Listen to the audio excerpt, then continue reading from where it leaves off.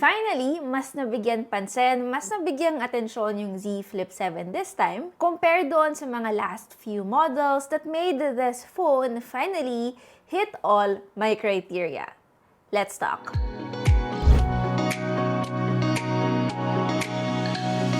Hey guys, it's your Tech Girl Mary and welcome back to our YouTube channel. So, finally, ito na yung full review natin ng Z Flip 7. It's more on my long-term use and since lagpas halos isang buwan na rin naman ata nakalipas since nahawakan ko or ginagamit ko yung Z Flip 7, I think it's finally time. One of my criteria from having a really perfect flip phone, although I know there is really none, is to have a more usable cover display. Although sa Samsung, ang tawag nila dito is flex window, but yeah, that's how they're naming their cover display. While before yung Z Flip 6, well, malaki siya, pero kung magpapansin nyo, hindi pa rin siya sagad eh. They made the cover screen larger, no more notch para lang ma-accommodate yung camera modules. And when I say sagad, kung sagad, talagang sagad dahil isa na ata ito sa may pinakamalaking cover display na nakita ko on a flip phone. And since usapang cover display to, ang unang-una nyong dapat gawin, well at least what I did when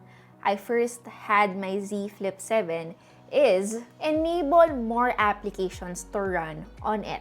To be fair, there are certain applications you don't have to manually input, like let's just say messages, Netflix, YouTube. Pero other applications than that, like kunwari, Chrome, Maps, if it will be your first time getting yourself a flip phone from Samsung, you might want to do this first. It takes a few steps, hindi naman siya sobrang hirap. So, yeah, first, you have to open Play Store and i-download nyo dito yung Good Lock app. And then once you have this, download nyo yung Multi-Store and tap I Love Galaxy. And then after, you can tap the launcher widget, then select the applications you want to use on the flex window. And then after selecting, just tap Enable Launcher Widget. Scroll down lang kayo and tap Multi-Store. And then add the Good Lock widget. 7 to 8 steps for you to get those applications I mentioned earlier. But after this naman, hindi nyo na siya kailangang gawin every time you wanna put apps there. Ngayon na meron na kayong mga applications on your cover screen, mas may enjoy nyo na yung 4.1-inch AMOLED screen niya. Hindi lang din yung mas malaking flex window yung na-enjoy ko sa kanya, but the fact that they were able to upgrade the refresh rate to 120Hz. Making almost all the display specs similar with the inner display. It's actually the biggest highlight of this phone and probably the main reason why you're gonna get a Flip 7. Well, of course, aside from its form factor. It's also one of those things that I don't fully appreciate, at least at first. But once you start, or at least myself, once I started using the phone, iba pala talaga yung feeling na hindi mo kailangang buksan yung device mo just to check notifications, just to answer your email, or even just to answer a call.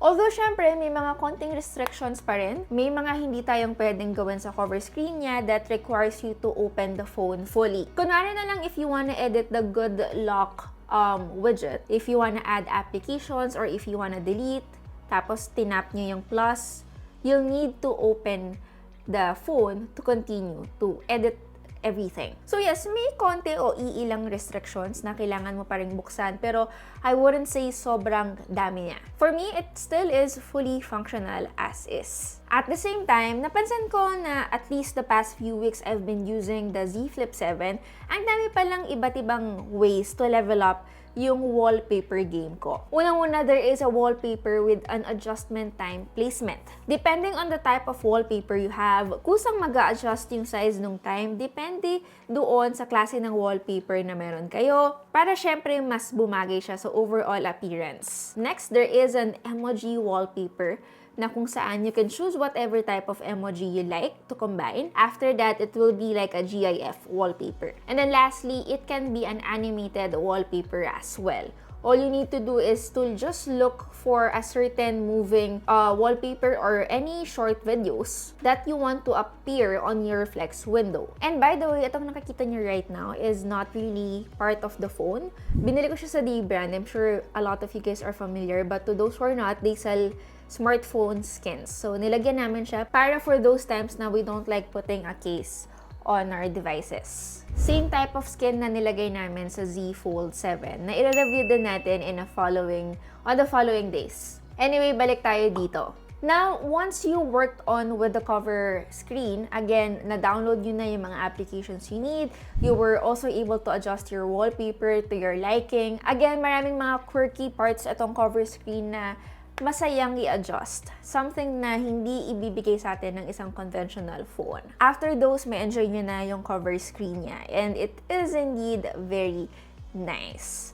Most apps, again, work well here, including Gemini and Gemini Live. Na noon, kung maaalala nyo, hindi po siya nag-work, at least yung Gemini Live. And some AI widgets like Now, Brief. Hindi yan lahat nag-work dito sa 6. And now, it fully works with the Z Flip 7. To those who doesn't know Gemini Live, this is a fun way, guys, to work with Google's AI. As in, live, pwede kayo makipag-usap, tapos you know, typically you can ask what outfit you wanna wear or the type of food you wanna eat to this certain restaurant. Actually, parang meron kang bagong kaibigan. And again, this is live and just by using your cover screen. Hindi kailangan buksan. Next, the inner display. Usapang display pa rin to, so nasa first category pa rin tayo.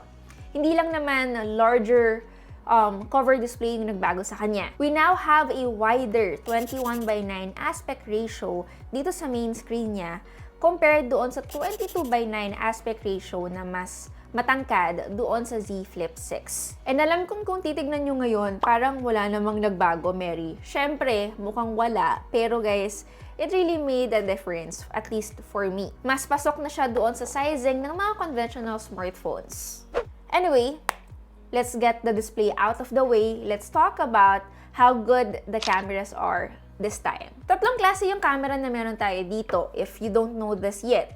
50 megapixels main camera niya na merong 2x digital zoom. 12 megapixels naman yung ultra-wide camera niya. And then, may 10 megapixels din siya na nasa loob or nandun sa main display. I'll be honest, hindi masyadong useful sa akin yung 10 megapixels camera na meron tayo dito. And probably one of the reasons why is kapag ka kasi may flip style foldable phone ka, the ability to turn the cover screen into a preview window for taking selfies, malaking advantage. To the point na hindi mo nagugusto yung gamitin yung camera niya dito sa loob. And hot take, feeling ko kapag tinanggal nila yung camera dito sa loob, hindi ako magre-reklamo or at least hindi ko siya hahanapin. At the same time, rigid din yung hinge niya. Very similar with how they did it from the Z Flip 6. Although syempre iba na yung hinge ngayon, that's why they were able to make the device stronger and even thinner. What I'm trying to say is, wala siyang sariling buhay. Kahit anong klaseng laptop style yung gawin mo sa kanya, hindi siya basta-basta magsasara.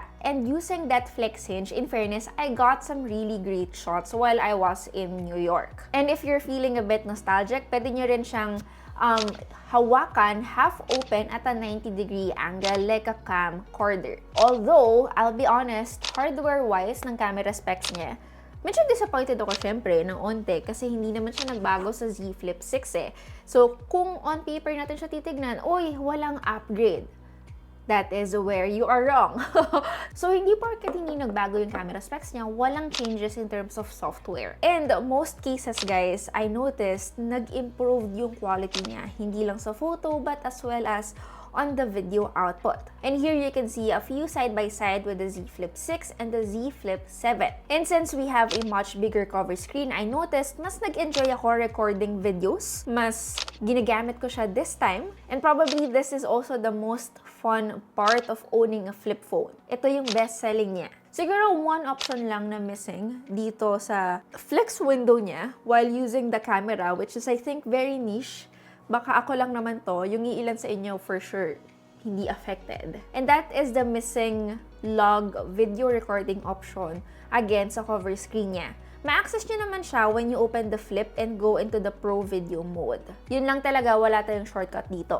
Next on my perfect criteria list on a flip phone is probably having a better battery life.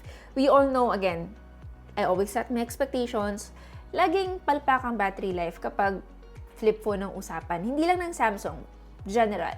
And that is one of the downside of having a flip phone. But, well, at least this time, Samsung was able to make it larger due to its really large cover display. They were able to make it 4,300 from a 4,000 milliamp hour capacity. This time, at least from our testing, it reaches an average time of around 13 hours before siya mag-tap out, whereas compared to Z Flip 6 before, compared to our usage, halos 10 hours lang siya tumatagal. And that is an improvement for sure. Although I know in terms of like competition, mas malaki battery capacity ng iba. Pero again, we're focusing on the Z Flip 7 and how well it improved from the Z Flip 6. Battery performance, alam nyo, I have no complaints based on my day-to-day experience, especially trying out more AI, fixing yung cover display ko. Nightly charging lang yung kailangan sa kanya. So, pagdating ng gabi, charge ko na kinabukasan whole day, magagamit ko na yung Z Flip 7 ko, and that is on Wi-Fi usage. Anyway, another thing that is really, pasok sa ating criteria is the software. More AI stuff that are actually useful. Unang-una, DeX. Samsung's desktop software. Previously guys, available lang siya sa mga traditional phones or flagship phones ng Samsung and even from their previous fold phones. Laging naiiwan yung Flip. Sabi ko, paano naman yung mga DeX users na Flip users din, diba? Sayang naman. So, finally, this time, they made it available. Twice ko pa lang siyang natatry and nagagamit. Hindi siya sobrang, I would say, useful for me. But again, it's a niche feature that most Samsung's users look for when upgrading one. So yes, for me, it's not just trendy, but also professional. Now, AI tricks. Again, guys, may mga camera AI photo editing din yung Z Flip 7. Pero, katulad na lang ng moving subjects around or using generative AI to fill in the background. Siguro yung pinakamalaking dinagdag nila dito is again the Gemini Live that I did mention kanina na usable na sa cover display. At the same time, now brief. Pero may dalawa akong AI features na talagang I would say very useful for me. Unang-una yung AI text call. For someone who doesn't really like answering calls, hindi talaga ako mahilig sumagot ng tawag unless nagpakilala. Pwede nyo itong enable by your phone's call setting. So kapag may tumawag sa inyo, they will first ask why they're calling. And then yung response nila will be sent to you as text. So kung kunwari may tumawag sa inyo na hindi nyo kilala, anonymous, ganyan, maganda to. Pangalawa, we also have an AI transcript assist, which is also something I use. Para siyang voice memo, pero para sa tawag. So you can record phone calls and makakakuha kayo ng full summary afterwards. Lalong-lalo na yung mga important calls, hindi nyo na kailangan mag-take note because AI will do that for you. So yeah, those are the criteria na I would say I really look for on a flip phone, and Samsung was able to check all those boxes. And hindi rin ako naniniwala, at least para lang sa akin, na Z Fold 7 yung pinaka-worth it bilhin sa series na to na nilabas nila. Parehas silang maganda, pero I would say hindi lang dapat yung attention na pupunta sa Fold dahil grabe din yung in-improve ng Z Flip 7 this time. And flip phones are really fun. Sobrang gusto-gusto ko silang ginagamit, especially kapag nagtitake ng selfie or even group selfies. Sobrang useful niya. Although, syempre, may mga cuts lang din dito na magiging issue sa iilan, which is the Exynos na dati ay Snapdragon yung gamit nila. Pero alam nyo, ako lang naman na, day-to-day hindi siya noticeable eh. It's something I can really hate, at least, para sa akin as someone na hindi sobrang processor focused. Most of the time, natadaan yan sa ganda talaga nung software. Anyway, the Galaxy Z Flip 7, in my opinion, is probably the best flip you can buy here in the Philippines. And if you are asking yourself, kung dapat ba na mag-switch ka from iPhone to a Flip 7 or from a Flip 5 to a Flip 7, you can always ask yourself if pasok ba siya sa lifestyle nyo, pasok ba siya sa budget nyo, and if you are actually willing to switch to a new ecosystem. If refresh ang hanap nyo sa isang phone, lalong-lalo na if it's really been boring with the current phone you're using, then maybe it's time for you to switch to a flip style phone. Pero kung hindi naman yun ang habol nyo, you're good with simplicity, then you got your answer. Anyway, that's basically it. I hope guys this is really worth the wait and medyo nakuha nyo yung ibang tips and tricks that I mentioned on this video. Let me know then if you guys have something na pwedeng ituro sa akin so that I can enjoy more my Z Flip 7. Again, it's your Tech Girl Mary and see you on our next video. Bye!